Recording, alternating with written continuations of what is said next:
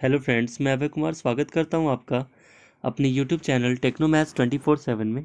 दोस्तों, आज हम CHS 2018 के साइंस का क्वेश्चन पेपर सॉल्व करेंगे और वीडियो को एंड तक ज़रूर देखिएगा, क्योंकि वीडियो के बीच में हम एक सवाल पूछेंगे जिसका जवाब आपको कमेंट के माध्यम से हमें देना होगा। ठीक है, आइए देखते हैं क्वेश्चन क्या कह रहे हैं। पहला question, the unit of inheritance in living organism is. तो देखिए, इनहेरिटेंस का मतलब आनुवंशिकता की जो इकाई होती है लिविंग ऑर्गेनिज्म में, उसे हम क्या कहते हैं? जीन कहते हैं।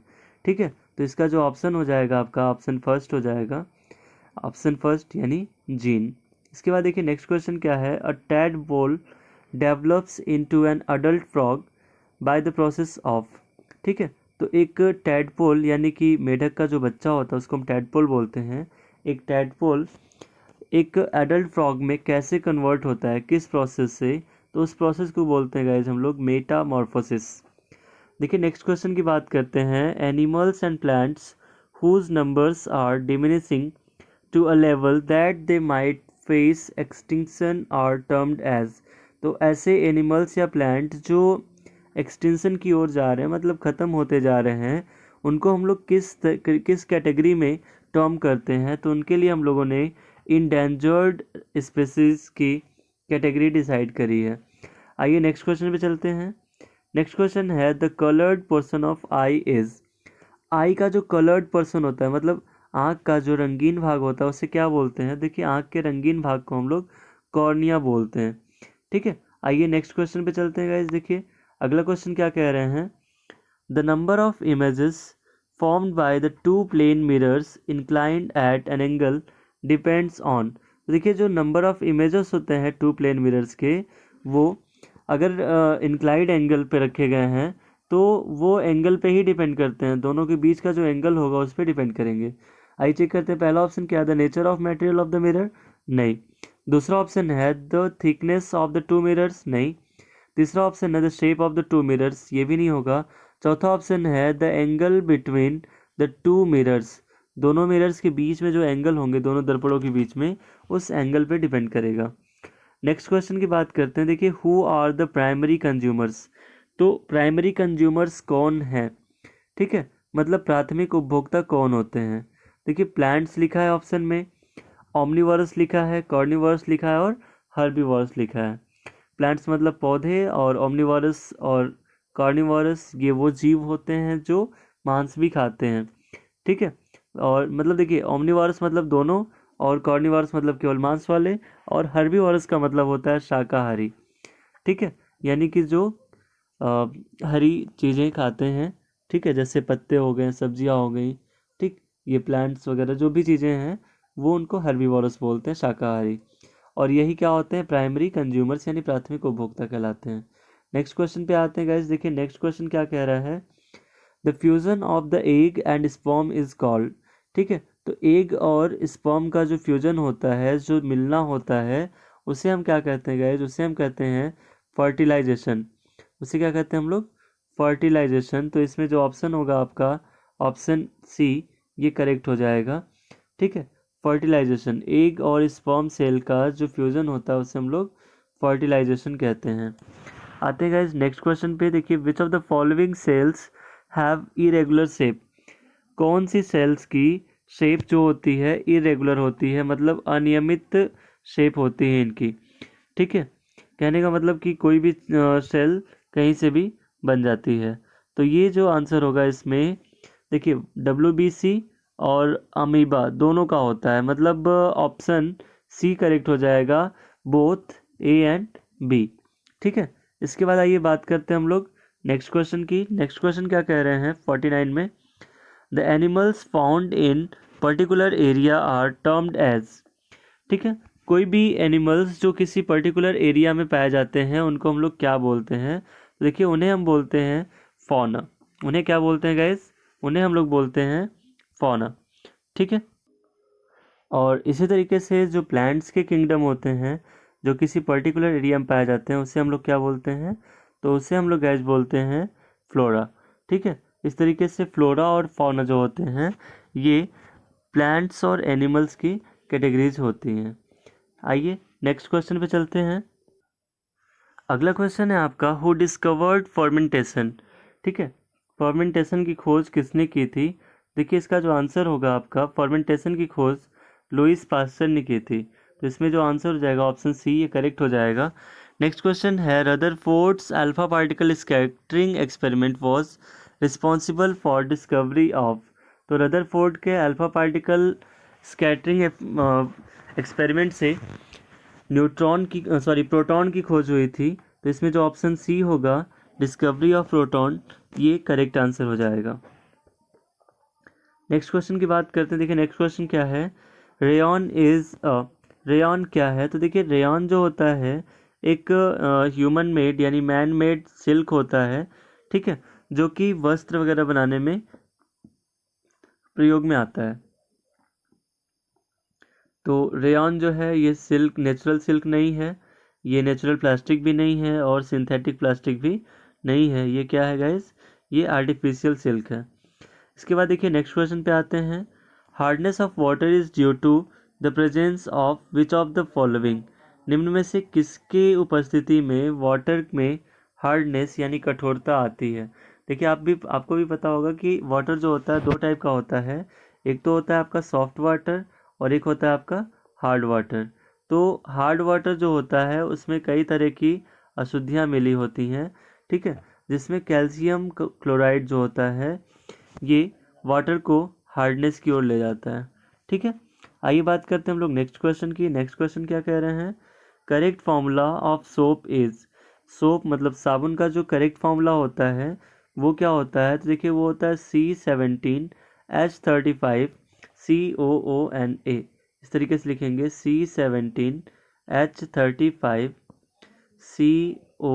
COONA।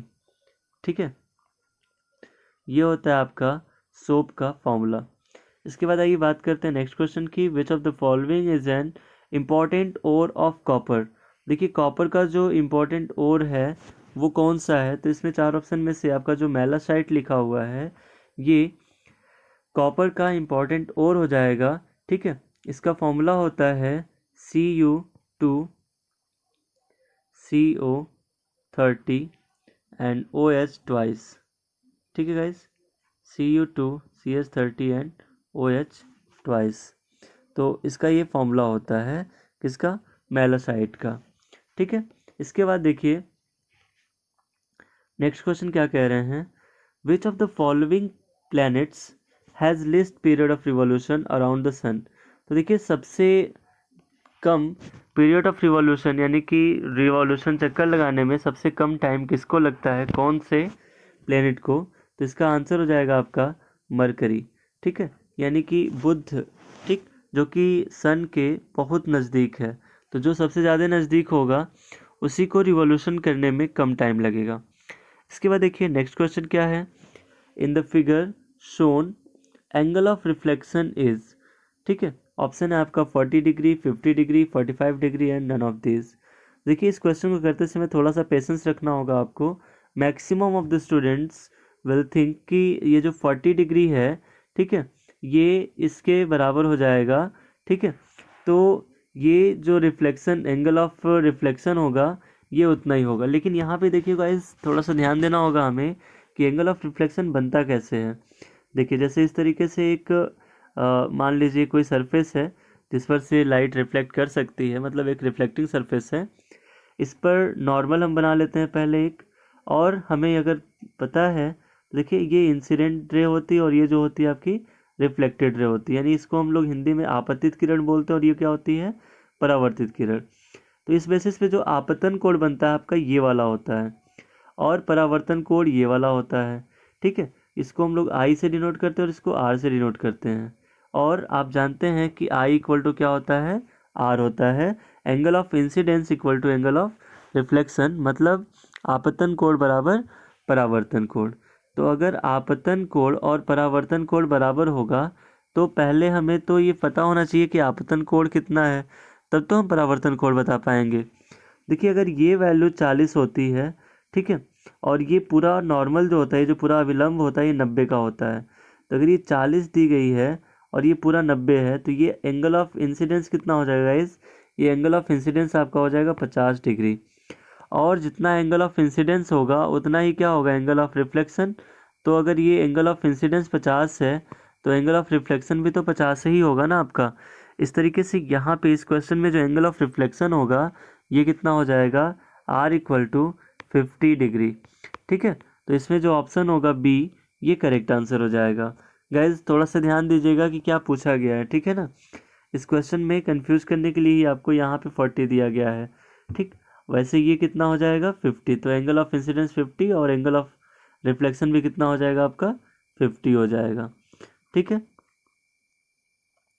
इसके बाद देखिए नेक्स्ट क्वेश्चन पे क्या कह रहे हैं, ये है brake pads in the system of automobiles are used to. तो जो ऑटोमोबाइल्स में ब्रेक पैड्स लगाए जाते हैं वो किस लिए लगाए जाते हैं। ठीक है, वहाँ देखिए reduce friction, increase friction, keep friction unchanged on applying brakes, increase the motion of rim of wheel. देखिए यहाँ पे जो फ्रिक्शन लगाते हैं हम लोग किसी भी ऑटोमोबाइल में, ठीक है, चाहे वो साइकिल ही क्यों ना हो, ठीक, फ्रिक्शन एक्चुअली सॉरी फ्रिक्शन नहीं, ब्रेक जो लगाते हैं। ठीक है, तो ब्रेक लगाने से क्या होता है, ब्रेक लगाने से फ्रिक्शन इंक्रीज कर जाता है और जो भी ऑटोमोबाइल्स हैं वो स्टॉप होती हैं। ठीक है, फ्रिक्शन क्या होता है, इंक्रीज हो जाता है और स्टॉप होने का मतलब अगर कोई चीज़ मोशन में है तो वो किस में हो जाती है, वो रेस्ट में कन्वर्ट हो जाती है। ठीक है, that's position is now rest. तो वहाँ पे क्या होता है, फ्रिक्शन जो होता है आपका बढ़ जाता है, इंक्रीज हो जाता है। इस तरीके से ऑप्शन बी इसका करेक्ट आंसर हो जाएगा कि जब हम ब्रेक पैड्स लगाते हैं किसी ऑटोमोबाइल्स में तो उसके फ्रिक्शंस क्या होते हैं, वो इंक्रीज हो जाते हैं यानी बढ़ जाते हैं। Next question is in flute which vibrating part produces sound. Flute में यानी बांसुरी में कौन सा वाइब्रेटिंग पार्ट साउंड प्रोड्यूस करता है। तो देखिए बांसुरी में जो साउंड प्रोड्यूस करने वाला पार्ट होता है वो होती है पूरी की पूरी आपकी पाइप। ठीक है, जिसको हम लोग एयर कॉलम बोलते हैं। क्या बोलते हैं गाइज, एयर कॉलम बोलते हैं। ठीक है, आइए नेक्स्ट क्वेश्चन पे चलते हैं। नेक्स्ट क्वेश्चन क्या है, नेक्स्ट क्वेश्चन से पहले हम आज का अपना पहला क्वेश्चन पूछ लेते हैं। देखिए आज का जो हमारा क्वेश्चन है वो बहुत ही ईजी होगा। ठीक है, इस क्वेश्चन में हमें आपको ये बताना है, आप हमें ये बताएंगे कि एक अर्ग में कितने जूल होते हैं। 1 erg equal to how many joules. ठीक है, एक अर्ग में कितने जूल्स होते हैं। इस क्वेश्चन का आंसर गाइज आप हमारे कमेंट बॉक्स में ज़रूर कमेंट करें। ठीक है, अगर आपको पता है तो। आइए देखते हैं अगला क्वेश्चन आज का। An object of 5 kg mass is placed on a cylindrical stand having circular cross section. The radius of the base of the stand is 4 cm. If the same object is placed on the cylindrical stand with the radius of the base of stand 2 cm, the pressure becomes, अब option है आपका 1/4, half and 2 times and 4 times। तो आइए देखते हैं, बात करते हैं यहाँ पे इस क्वेश्चन में जो बात हो रही है हमारी फ्रिक्शन की। तो देखिए अगर हम देख रहे हैं कि यहाँ पे मास जो है वो 5 kg है पहली कंडीशन में और दूसरी कंडीशन में भी मास कितना है 5 kg है। तो यहाँ का जो फ्रिक्शन होगा ये मास पे डिपेंड नहीं करेगा और अगर मास पे डिपेंड नहीं कर रहा है तो वो यहाँ पे जो प्रेशर था ना, नॉट फ्रिक्शन, यहाँ पे प्रेशर, तो फ्रिक्शन की बात नहीं हो रही, यहाँ पे प्रेशर की बात हो रही है, दाब की बात हो रही है। तो यहाँ पे जो प्रेशर होगा वो मास पे डिपेंड नहीं करेगा। ठीक है, क्योंकि दोनों का मास जो होगा सेम दिया हुआ है। इसके बाद हम बात करते हैं रेडियस की। ठीक है, तो रेडियस से ही हमारा एरिया निकलेगा, क्यों, क्योंकि सर्कुलर बेस है तो सर्कुलर बेस के लिए रेडियस होना ज़रूरी है और एरिया क्या हो जाएगी 4 सेंटीमीटर वाले की 4 का स्क्वायर रहेगा, एक्चुअली पाई भी रहेगा, पाई आर स्क्वायर होता है फॉर्मूला, तो पाई इंटू 4 स्क्वायर।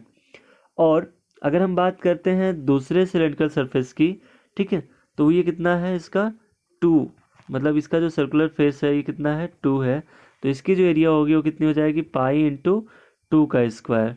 ठीक है, तो देखिए यहाँ पे ये 4 पाई आएगा और ये कितना आ जाएगा गाइस, ये आपका आ जाएगा 16 पाई। ठीक, कितने का रिलेशन बन रहा है यहाँ पे 4 चौके 16 यानी कि 4 गुने का। ठीक है, 4 गुना यानी कि 4 टाइम्स। ठीक है, तो अब आइए बात करते हैं थोड़ा सा और आगे। यहाँ पे आंसर तो अपना आ रहा है 4 गुना, ठीक है, बट आपको ये समझना जरूरी होगा कि आंसर आया कैसे। देखिए यहाँ पे जो प्रेशर होता है, प्रेशर इक्वल टू होता है force upon area. Pressure equal to क्या होता है गाइस?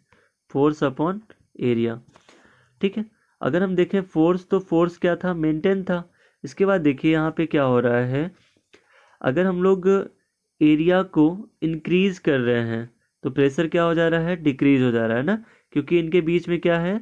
इन्वर्स रिलेशन है, ठीक है, व्युत्क्रम का संबंध है यहाँ पे। तो इस तरीके से देखिए, अगर हमारा क्या था? एरिया, ठीक है, घट रहा है ना, एरिया अगर डिक्रीज होगा तो प्रेशर क्या होगा?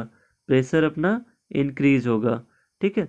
तो एरिया अगर डिक्रीज हो रहा है, एरिया कितना हो जा रहा है? 4 से 2 हो जा रहा है, तो इंक्रीज, सॉरी, प्रेशर क्या होगा? प्रेशर आपका इंक्रीज हो जाएगा, ठीक है। कितना गुना?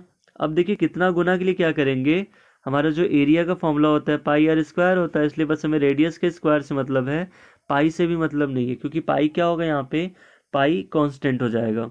इस क्वेश्चन को मैं केवल लॉजिक से बता रहा हूँ, सॉल्व करने की कोई बहुत ज़्यादा ज़रूरत नहीं है, but still if you want to solve you can. तो ये देखिए, ये 4 का स्क्वायर हो जाएगा और ये कितना हो जाएगा? 2 का स्क्वायर। तो देखिए दोनों में कितने का डिफरेंस है यहाँ पे? कितने गुने का? ये हो जाएगा आपका 4 4 जा 16 और ये 2 2 जा 4। कितने टाइम्स की बात हो रही है गाइस? 4 टाइम्स की। अगर ये बढ़ रहा है तो 4 टाइम्स होगा, और कहीं अगर ये घट रहा होता तो 1/4 टाइम्स होता, ठीक है। इस तरीके से आज का ये सारा क्वेश्चन कंप्लीट हो गया। अगर ये वीडियो आपको पसंद आई हो तो इसे लाइक करना ना भूलें, और अभी तक अगर आप हमारे चैनल को सब्सक्राइब नहीं किए हैं तो प्लीज़ कर दें, क्योंकि हमारी सारी वीडियोस आपके CHS ही नहीं बल्कि और भी सारे एग्ज़ाम्स के लिए यूज़फुल होती हैं, ठीक है दोस्तों। तो उम्मीद करते हैं कि आपका जो आज के क्वेश्चन का जवाब होगा वो हमारे कमेंट बॉक्स में आएगा। धन्यवाद।